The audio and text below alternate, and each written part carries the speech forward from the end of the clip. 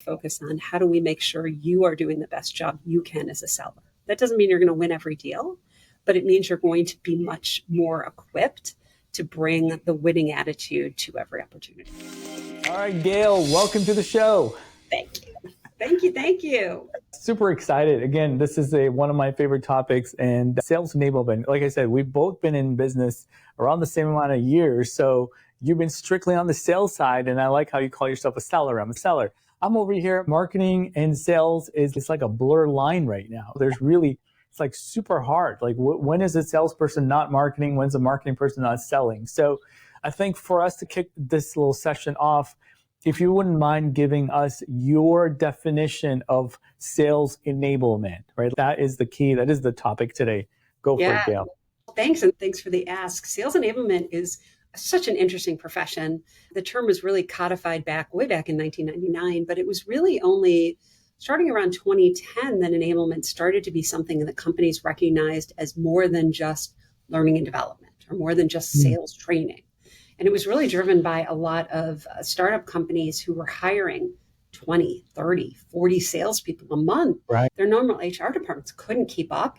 They couldn't train people fast enough. And they really didn't train them to sales readiness, right? They were prepared to teach them like company 101. And so enablement really grew out of how do we get our sellers up to readiness as fast as possible? Sellers are expensive, right? We want to get ROI as quickly as possible. And so the enablement profession has grown, and there are so many definitions, but for me, it's really about the competence, the content, and the confidence to maximize every interaction with the buyer, whether that's pre-sale as an SDR, whether that's during the sale as an AE or a sales engineer, or post-sale by the account managers and the CSM. Every time that they have an interaction, they are really making sure that they are enhancing the buyer's journey, that they're moving the sale forward, that they're moving the relationship forward in a way that leads to scalable and repeatable business growth. I'm a big C's guy and D's and my 5 D's and my 3 C's. So you give me one of those. We're going to park here and just dive a little deep if you don't mind. Give me the 3 C's again, because I want you to know I didn't have a 4.0 GPA in school. Competence, right? Are you good at it? And that's selling it. And that's also selling skills, but also the product, how the product is being marketed. What's the persona? Who are you speaking to? So all of that you need to be really competent on. It's also about the sales tools, right? Are you efficient in utilizing the tools? Then we have so many sales tools in the enablement space. Yeah, right? Overloaded with sales tools. So much. So how efficient are you with that? Do you know your pitch inside and out? Can I call you up and say, give me your elevator pitch? Like, all of those are the competencies that we're looking for. The content, right? So we want to make sure, do you have access to a digital sales room? We're selling materials. Do you know which brochure to send when? Here's the latest deck. Here's some training on how to give the overview presentation, how to do the demo.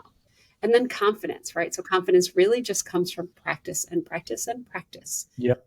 We know that learning is really only about 20% of attainment. The rest of it comes from application.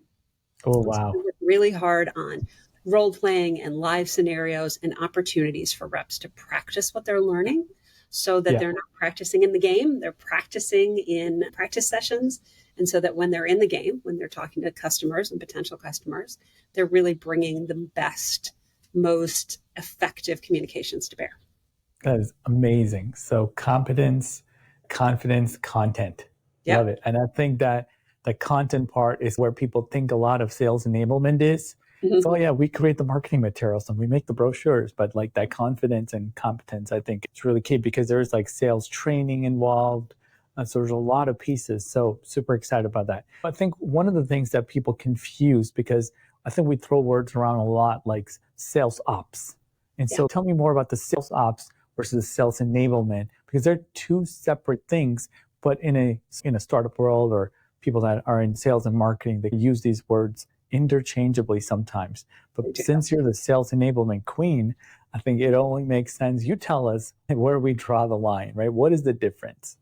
Yeah, it's a good question. And I think there's really good overlap between sales We look at the Venn diagram with sales enablement in the middle. We've got operations, we've got Mm. marketing, we've got product marketing, we've got sales leadership, right? So we're bringing all of that together. So from a sales leadership perspective, we're making sure that leadership vision is communicated through our written materials, through sales all hands meetings, making sure everybody's pulling in the same direction. When we're talking Mm. about marketing, we aren't creating marketing materials, but we're teaching you, okay, here's how you use this marketing material, here's when. And then we're also giving you tracking tools to say, okay, this brochure or this piece of content is getting an 80% engagement score. So continue using that one, right? For product marketing, again, we're not telling you how to market the product. Product marketing is going to train you on the product. We're going to train you how to say, what is the product? So here's the Yeah. new widget. Who's going to care about it? What's the value of it? How do we get the buyer to engage with it? Right. And so we add into what product marketing is doing. And then from ops is really working on making sure that we've got really efficient, removing as much friction as possible. Right. And so our ops teams are in charge of owning the tech stack. What's in the tech Mm. stack? We're in charge of making sure you know how to use it. And so we're going to train you on the stack. They're going to do the ROI calculations and say, hey, we're getting really good results from this. And Yeah. or they'll come to me and say, hey, Gail, people really aren't engaging with Gong. And we'll say, okay, we'll do a training push on Gong and make sure that we're getting the most out of that tool. And so we get all of those pieces moving together and Yeah. then make sure that we can integrate them for the reps in a way that is easy for them to find. So we want to make Yeah. sure we reduce friction in finding this stuff, learning it quickly and efficiency. So bite-sized learning, reps want to be able to get information quickly, and then make sure we've got tools to reinforce it through practice with their managers or with their leaders. Yeah. Like I said, if you want to scale up and you don't have a sales enablement team, you're going to run into a lot of issues because there's not, the salespeople are staying in the sales lane and the marketing people stay in the marketing lane. There's not really any overlap, or let's come together and let's huddle up and find a way to work together. The marketing says these are great leads and the sales says they're unqualified. And so you run into this a lot if you work in marketing like me for Yep. long enough. I have to ask you because, like I said, let's just pretend that is a startup situation. We're getting started. We're just getting some salespeople ready. We have some inbound marketing running. So, what are some mistakes that we would be making as startup founders in sales enablement? And like I said, these are probably like really easy for you, but really hard for us to see because we're not experts like you. I think the biggest gap that we see is between training and truly learning and practicing. So I hear a lot from sales leaders, and I worked as a consultant in sales enablement. I still do a lot of consulting. And one of the things I hear from sales leaders is, but we taught them this. We taught them this. They should know it. Yeah. And I will say, let's talk about what modality did you use? How did you teach it to them? And then the big question is, how did you reinforce it?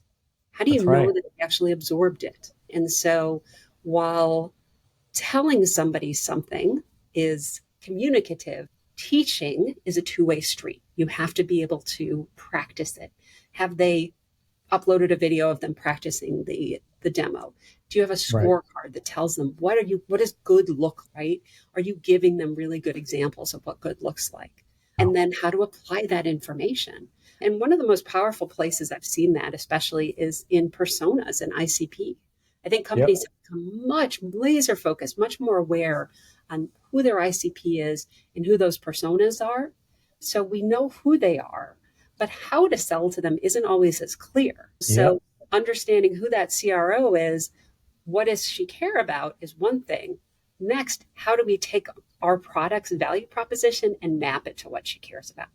And that's a lot of where enablement comes in, and that practice becomes really sticky. We just talk about sticky, right? Because the reality is, we know if you learn something, you've lost about 70% of it within 2 weeks. Like our Mm. brains are not real good at being I don't sticky. feel too bad now. I know we're not. But if I practice it and I practice it and I do it and I get reinforced, and somebody gives Yeah. me a critique on it and I get reinforced again, all of a sudden that learning goes up and up. And we go from just skills acquisition to real mastery. And mastery is where I can teach it back to somebody else, then I know. And so making sure that as you're rolling out a training, if you're smaller, you don't have to have an enablement person to do that. You can certainly bring a contract person in. But you can also, as a sales leader, just look at, how do I do this over a couple of weeks? If I'm going to teach somebody something the first day of the month, How am I going to reinforce it in the second week? Do I have some gong calls I can play of other people doing that skill really well and say, see, here's Sarah, look Right. how well she's applied this skill. And then in the third week, maybe Sarah and one of the other reps, they're practicing together. So you get that peer to peer. And at the end of the month, maybe you have a little quiz and say, okay, let's see, how have you applied this knowledge in the real world? And so instead of saying I taught it to them, think, how am I going to teach it in an active, long form way? And by doing that, you make sure that not only do they learn it and can apply it, but that you're seeing the fruits of your training and efforts because you're going to see it back in your sales number, right? They're going to do a better job selling your product or service or whatever it is because they've been trained deeply rather than just asked to read something. I love that. And like I said, I learned by doing it as well. I just know that because you can go to a conference, you get a lot, and you have no idea how to do any of the things that you just Yep. you just learned. So how frequently are we doing this? So you talked about reinforcement, and I'm a big fan of reinforcement training. You'd be surprised how many times you do it and you still don't know how to do it, right? So what is your cadence or your frequency level? The Gail model, what is that? I don't have a beginning and an end. I think it's all, when you create a learning culture, it's an always culture. I think for managers and leaders, think about how you can break it up into bite-sized pieces. So maybe you have a topic. The topic of the month for August is outbound email communication, and you're working collaboratively and you're highlighting best practices and you're using peer-to-peer teaching on one micro skill. Maybe it's the opening of the call or demoing a specific feature. But if you break it into micro skills, and those micro skills could be as easy as a week or as long as a month, depending on how complicated they are, you are giving a focus to your reps. You're saying, this is important. This is a key to your success. And because of that, we're going to collaborate and work on it together. I'm not just going to hand you a playbook and say, good luck. We're going to work on it. The rep knows that means their skills are being really trained as opposed to just passively trained. And so they're going to lean into it more. And then the more you showcase the success of it by being able to say, look, so-and-so has utilized this technique and their call or their email open rate went up 10%. And so you continually reinforce that. So having that culture of learning and peer-to-peer learning becomes evergreen. And then people want to know more. Then your reps will come to you and say, you know what? I'm not yet in the open rates that so-and-so is. Can we go back and talk about that a little bit more? Or I'm really hitting a wall on this. How can I get better at that? They start to recognize that their skills are what's holding them back. How often do we hear salespeople say the leads are bad, right? Or pricing is too high, or the marketing materials aren't very good? Okay, let's turn that around. In enablement, we say, let's turn it around and say, what can you control? You can't control the leads. You can control the qualification of the leads. Which ones do you advance? How do you continue to move them along? You can't control the marketing materials, let's say, right? You might influence them, but how do you leverage what's there to become the best storyteller that you can? That's within your control. And so enablement, we also focus on how do we make sure you are doing the best job you can as a seller. That doesn't mean you're going to win every deal, but it means you're going to be much more equipped to bring the winning attitude to every opportunity. I love that. Man, we can talk so much about this, but I do have maybe one or two questions. What are some KPIs that you would look at in Gail's world that would tell you that we're on the right track? So I'm not a fan of what I call vanity metrics. They're very common in the enablement space where we say 80% of our reps completed a program. I don't really care. I want to know what is the outcome that we're looking to get and how are we working towards it. So an outcome goal might be getting 80% of your reps to 80% of quota every single month, right? So that's consistent performance. We don't want to just see somebody hit 1 month and then take a dump next month and go back up. So we want consistency of performance. And so we might have a KPI that's really about that 80 to 80, making sure 80% hit that. That's a great KPI for sales leaders that you can bring forward and make sure that your sellers know and can highlight. And then you can have specific KPIs around your other goals. So let's say you're introducing a new product, being able to say, listen, we want to be able to say we have 80% of our reps certified to demo this new product. That's awesome. That's a great KPI because it's very metricable. And then in the next month to be able to say, okay, we want to take sales of X new product from 0 to X number, whatever it is, setting that goal. And then your enablement efforts are bookending that, right? So we've trained people on how to do it. We're going to continue to practice it. We should see a lift in that product. So it's really revenue driven. It is in the numbers. But I also look, and I think enablement is probably under recognized for this, but I think enablement is also the culture warriors for most orgs. We have, because we're not holding the stick, the quota, we can hold the pom-poms and be the cheerleaders. And so I also look at attrition. I want to reduce regrettable attrition. Replacing salespeople is so expensive and so time consuming. So I want to say, listen, we want to eliminate regrettable attrition. We want to look at our mid-level performers and get them up a little bit higher. And then we may be able to help our frontline managers see, hey, this person who's underperforming, maybe is not a right fit. And we would be better to move on. So that culture piece is really important because I think we have a different view of the reps and the org than, let's say, our frontline managers or directors. Where do you think that where you stand versus when you hand it over to the manager to say, now it's your job? I'm done with the reinforcement training. You now need to do the role plays or whatever it is. Yeah, it's a big gray. It's definitely a gray area, and it depends a little bit on the org. Our goal is to train for everybody. And then the frontline managers really have to make it applicable for their exact go-to-market motion and their exact team. So if you're training a methodology, you want to train everybody. You want to train SDRs all the way to account managers. But those frontline managers then need to take that skill set and say, okay, in this exact role, here's how we're going to reinforce that. They also usually have a much better handle on the situational, right? Because they're in more of the calls.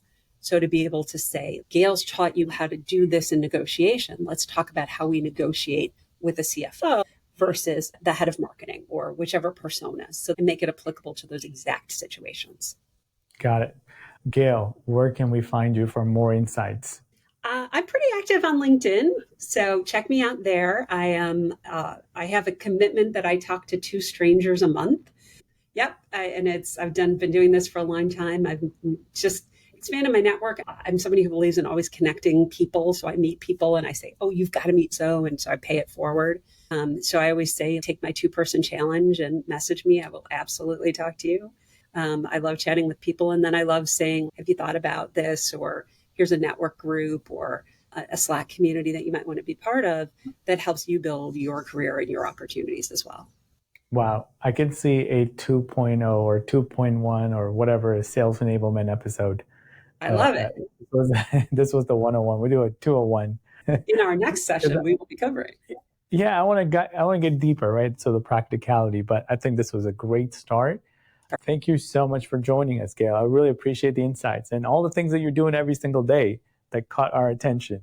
Oh, thank you. I'm super passionate about the space. Obviously, I love talking about it. And I want to see more organizations really leverage enablement to grow their success. Absolutely. Thank you so much. Thank you.